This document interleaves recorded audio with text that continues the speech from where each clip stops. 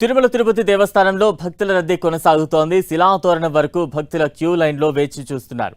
సాధారణ భక్తులు శ్రీవారి సర్వదర్శనానికి 18 నుంచి 24 గంటల సమయం పడుతోందని టీటీడీ అధికారులు తెలిపారు. నిన్న ఆదివారం కావడం శ్రీవారిని దర్శించుకునేందుకు తిరుమల భక్తులకు పెద్ద సంఖ్యలో చేరుకున్నారు. దీంతో కొండ ప్రాంతం భక్తులతో కిటకిటలాడుతోంది. నిన్నొక్కరోజే 91,793 మంది భక్తులు శ్రీవారిని దర్శించుకోగా 4,90,00,000 శ్రీవారి హుండీ ఆదాయం వచ్చినట్లుగా తెలిపారు అధికారులు.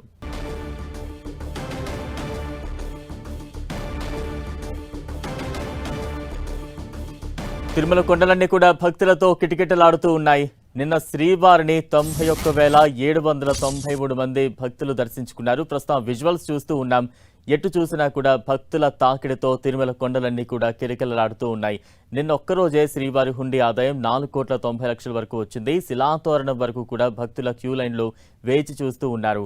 సాధారణ భక్తులు దర్శించుకునేందుకు సుమారు 18 నుంచి 24 గంటల వరకు కూడా సమయం పడుతోంది.